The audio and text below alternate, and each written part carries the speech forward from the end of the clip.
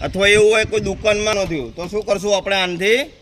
લોક તોડી અને આગ બુઝાવી દઈશું અને એકદમ ઇઝી સાવ ઇઝી રીતના કપી જશે આ રહ્યું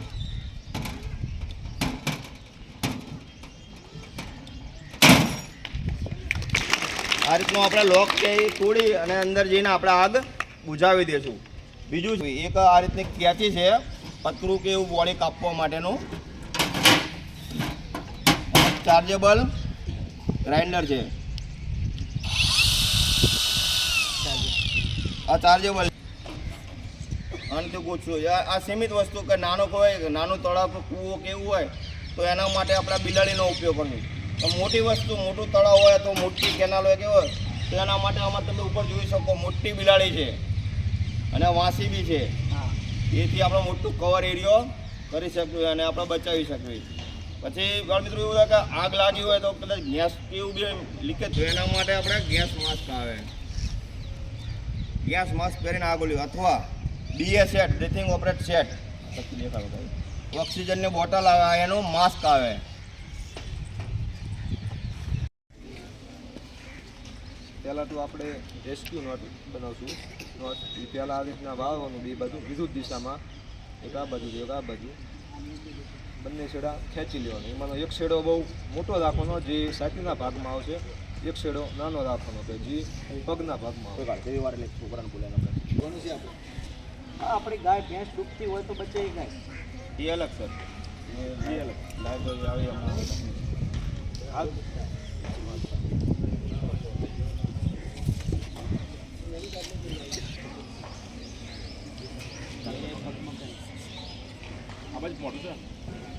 હા તો કરાવે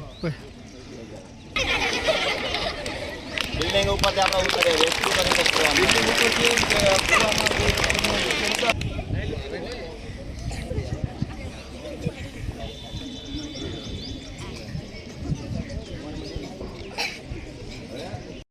વિરમગામ નગરપાલિકાથી PM શ્રી માંડલ પ્રાથમિક શાળામાં ઉપસ્થિત છે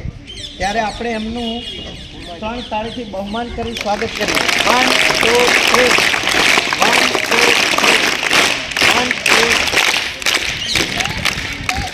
3 હવે એ આપણને કઈ ઘટનાઓ બને અને કેવી રીતે કામ કરાય ડિઝાસ્ટર મેનેજમેન્ટ એટલે અત્યારે ઘણા બધા દેશોની અંદર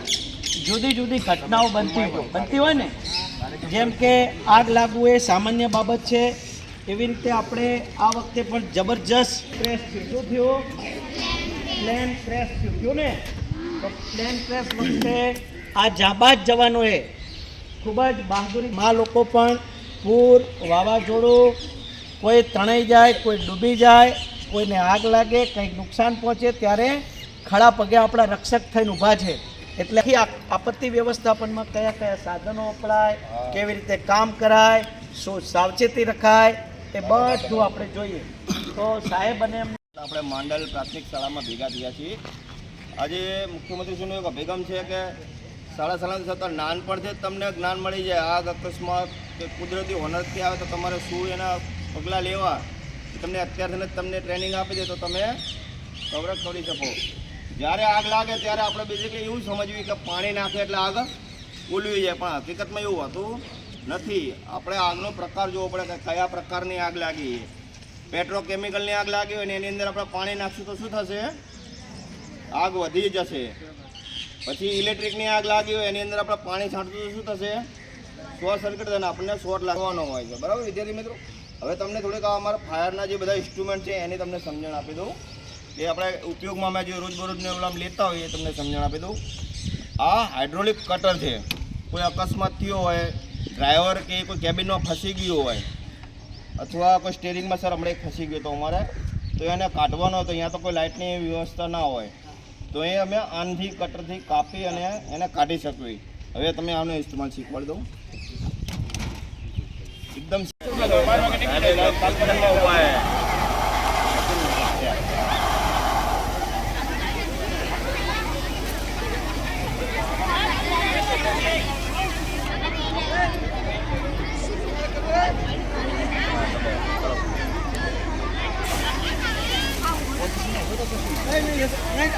વજન આપો ઓલી બાજુ વજન આપો આખા ઉપર વજન આપો એટલા ચેન્જ કરો કરો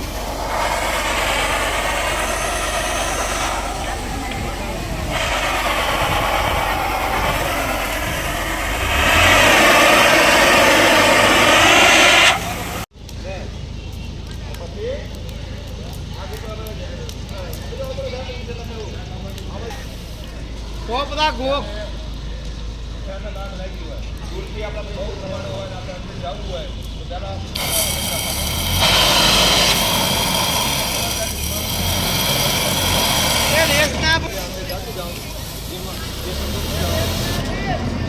એક સાથે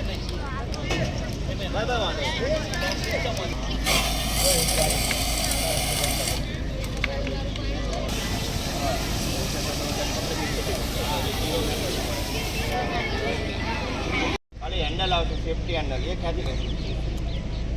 પછી શું કરશું બોટલને મિક્સ કરી નાખશું આગ લગાડી દીધો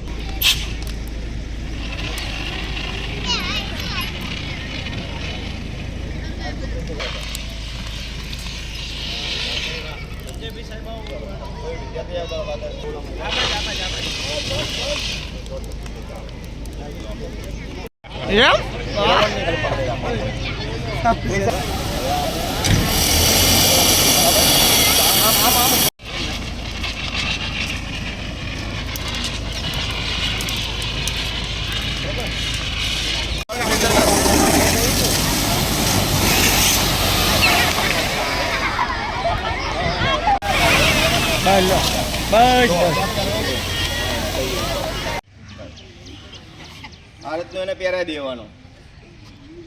એટલે એ આસાનીથી એનો જીવ બચી જશે પછી આ અથવા હવે બોટમાં કેમાં જતા હોય તમે તો હવે તો કેવું થયું છે કે ફરજિયાત તમારે લાઈફ જેકેટ ક્યાં પહેર્યું તો આવું લાઈફ જેકેટ હા